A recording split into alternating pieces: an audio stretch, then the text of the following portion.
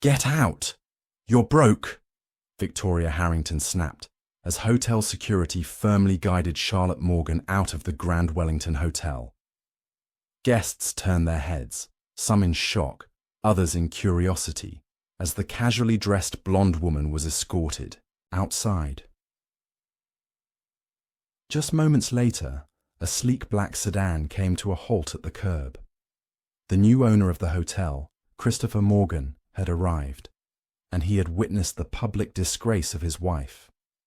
Charlotte Morgan stepped out of a cab a few minutes earlier, gently brushing a strand of blonde hair from her face. She lowered her black cap and looked up at the imposing structure of the Grand Wellington Hotel. The building shimmered with elegance, and the massive crystal chandeliers within spilled golden light onto the spotless sidewalk where uniformed doormen stood. Wearing a burgundy sweater and worn jeans, Charlotte slung a modest canvas bag over her shoulder. Her look didn't scream luxury, but that was precisely the point. Christopher had suggested she go in unnoticed. "Just watch," he told her earlier that morning, kissing her on the cheek. "I need a fresh set of eyes on this place. The staff doesn't know I'm sending you. They don't know either of us." Christopher Morgan had built his empire by transforming failing hotels into world-class properties. The Grand Wellington was his latest project. Though it still looked glamorous, it had been losing its luster. Charlotte exhaled deeply and walked to the entrance. The doormen exchanged subtle glances, their polite smiles shifting into hesitant expressions. One finally opened the door and said, "Welcome to the Grand Wellington," his tone stiff and skeptical. Inside, the lobby radiated opulence. Marble floors gleamed, ornate mirrors sparkled, and plush velvet couches were scattered throughout. Guests in high-end designer clothing drifted across the floor, their Louis Vuitton bags and elegant outfits contrasting sharply with Charlotte's simple attire. Behind the reception desk, a young employee named James Porter noticed Charlotte. His trained hospitality smile briefly faltered as he assessed her. "Can I help you?" he asked, trying to keep his voice neutral. "I'd like to look at your rooms," Charlotte replied with a friendly smile. "I'm thinking of staying here." James's eyes flicked to her canvas bag, then back to her face. "Do you have a reservation, ma'am?" "Not yet," she answered. "I'd like to view the rooms before I book." "Our standard rooms start at $800 a night," he informed her. "Suites begin at $2,500. Charlotte nodded, undeterred. "That's fine. I'd still like to see what's available." Before James could say more, a clipped, authoritative voice cut in. "Is there a concern here? Victoria Harrington," the hotel's director of operations, approached with deliberate steps. At 50, she radiated corporate polish. Her tailored suit, string of pearls, and impeccable hairstyle made it clear she meant business. "No issue," Charlotte responded calmly. "I just asked to see your rooms." Victoria's gaze swept over Charlotte's outfit, her expression tightening. "James, I'll take it from here." She turned back to Charlotte. "Ma'am, this is a luxury property. We have certain expectations of our guests." Charlotte held her gaze. "I understand. I'm still interested in seeing the rooms."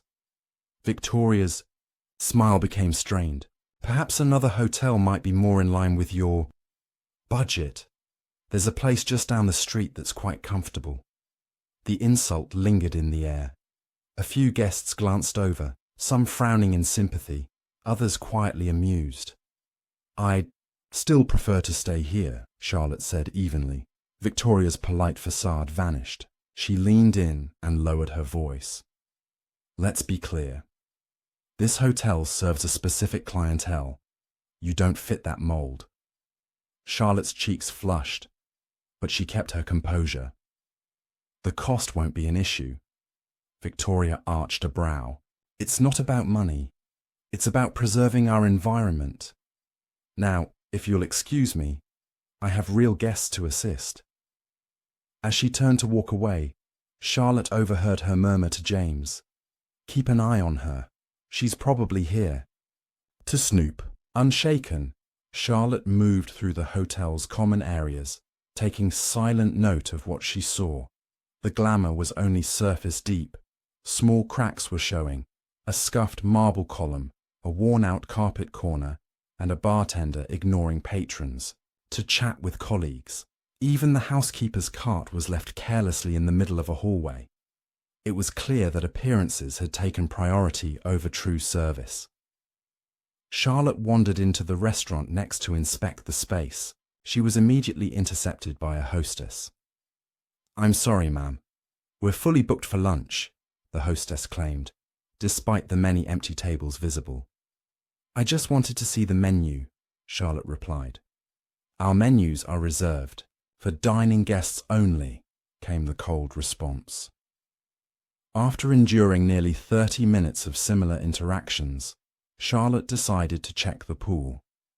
As she made her way to the elevator, she noticed Victoria watching her and whispering to Eleanor, Montgomery, the hotel's hospitality director. Moments later, both women, along with security guards Marcus Bailey and Nicole Peterson, intercepted her.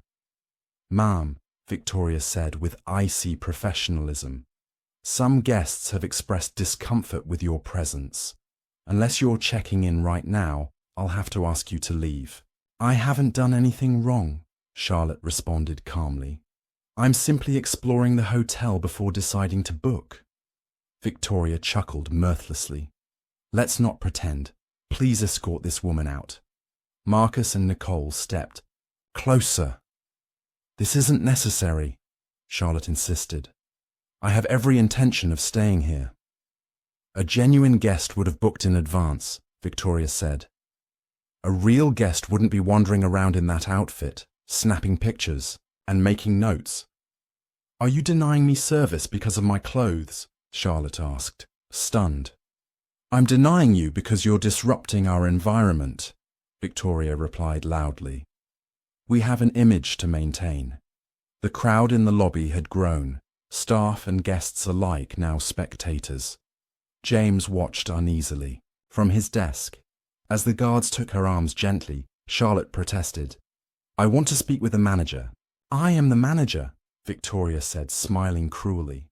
"And I've made my decision." They began walking her to the door. "This is a hotel for paying guests," Victoria added. "Not a showroom for passers-by. Maybe next time, dress appropriately."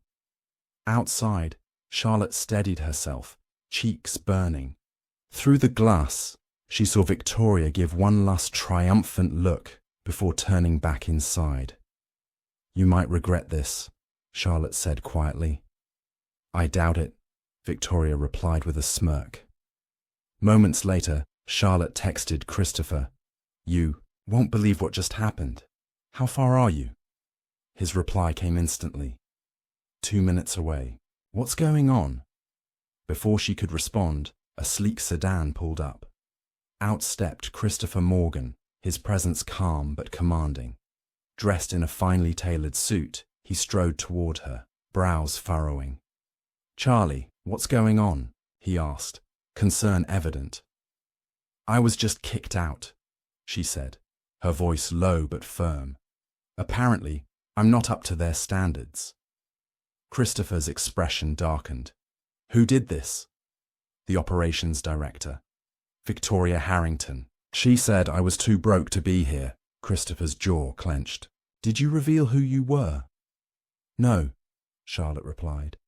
"We agreed I'd come in anonymously to see how they treat guests." "Well," he said, voice like ice, "we've learned everything we need." Inside, Victoria was enjoying her small triumph, ensuring the staff returned to work. Eleanor approached, looking uncertain. "Wasn't that a little much? If we don't uphold standards, we lose everything," Victoria responded. "Our new owner is coming soon. The place must be perfect." At that moment, the front doors opened again.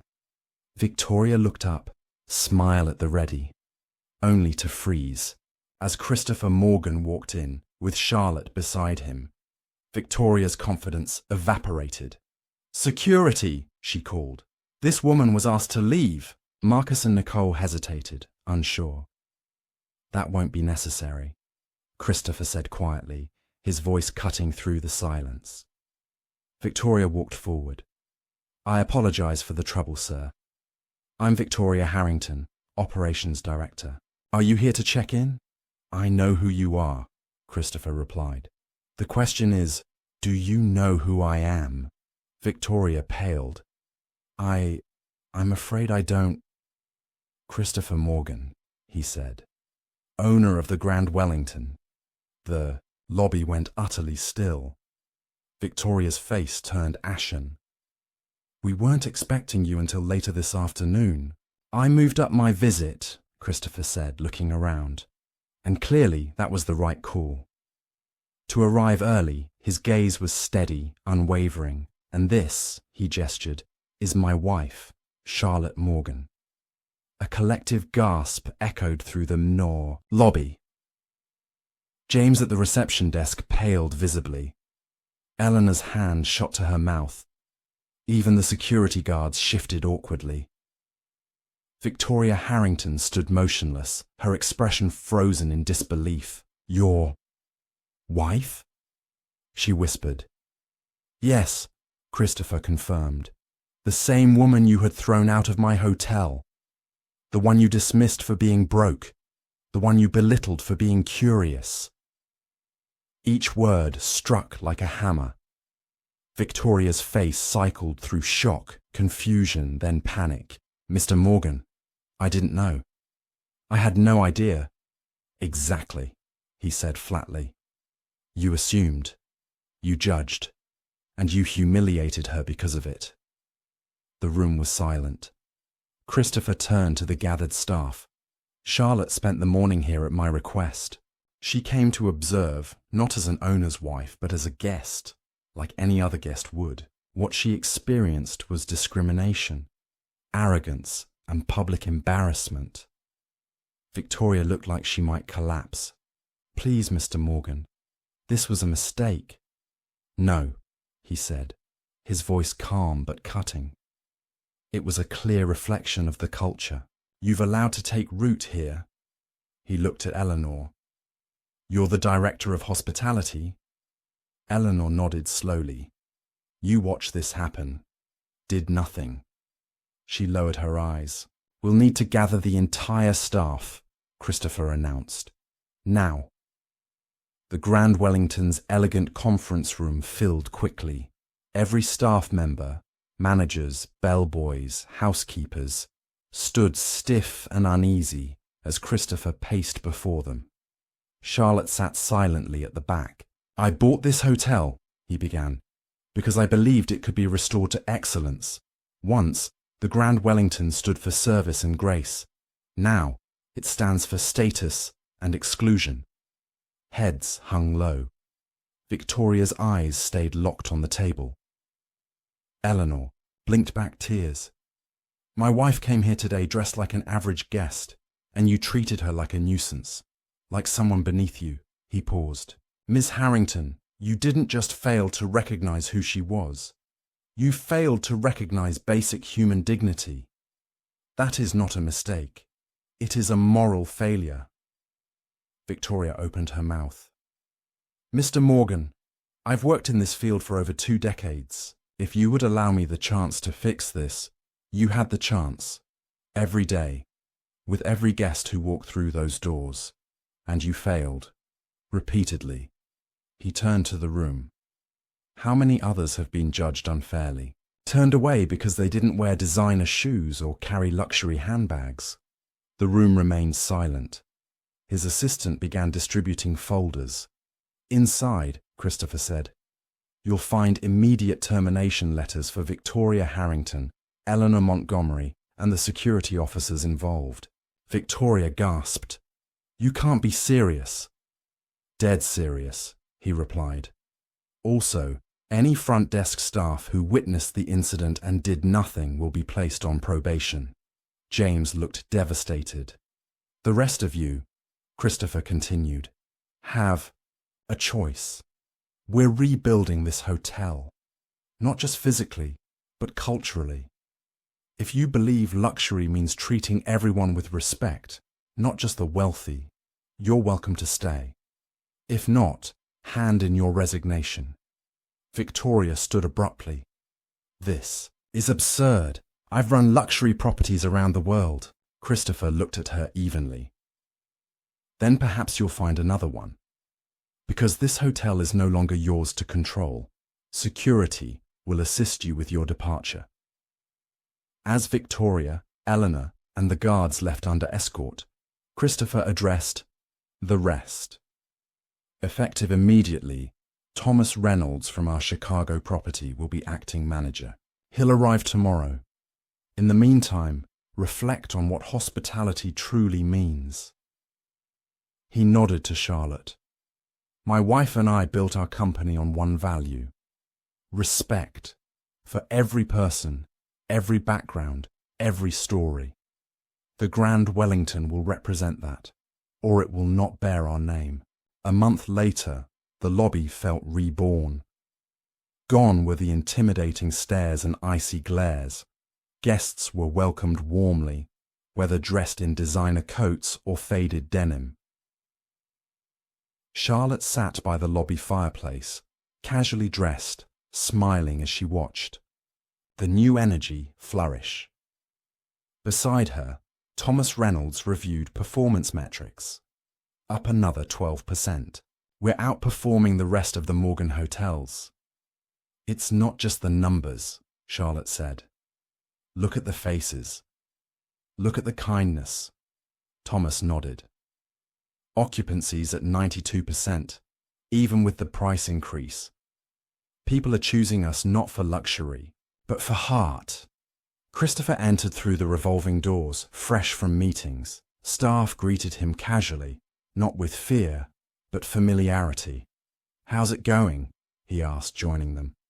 Better than we expected, Thomas replied. Training programs are strong. Feedback's incredible. Christopher smiled.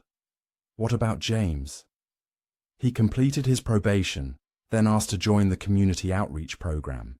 He's helping train people from shelters. Says it's taught him more about service than any hotel course ever did. Charlotte beamed.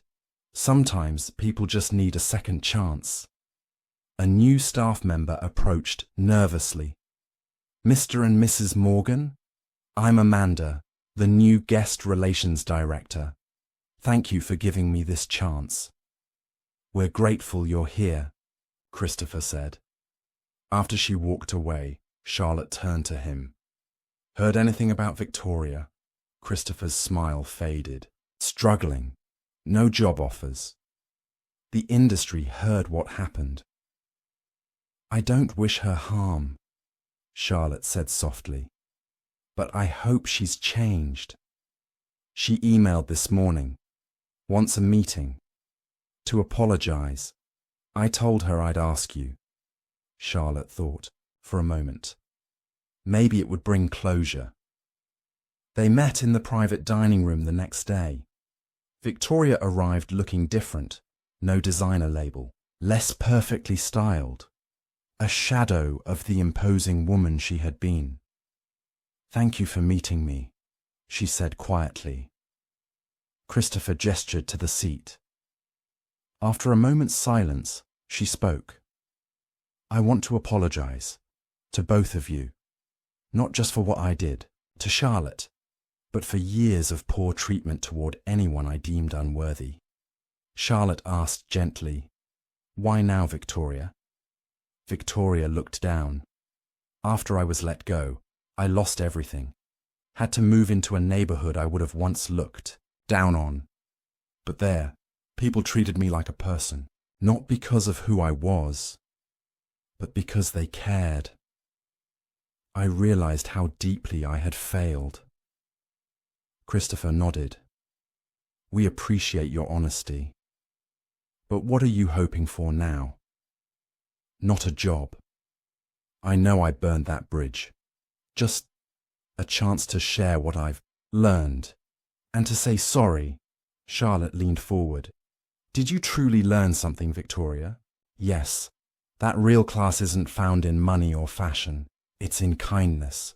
It's in how you treat everyone, not just the important ones. Christopher studied her. The industry rarely forgives cruelty, but we all deserve a second chance to become someone better.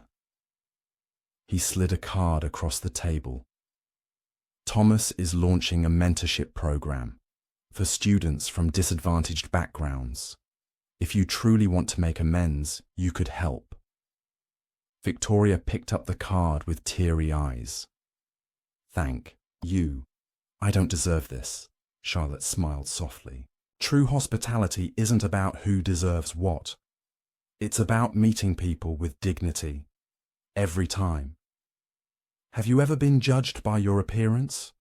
Or misjudged someone else? Remember, what we wear doesn't define our worth, but how we treat people, that defines everything. If you enjoyed this story, like and subscribe for more powerful tales of redemption, justice, and hope. Let us know in the comments where you're watching from. Until next time, kindness never goes out of style.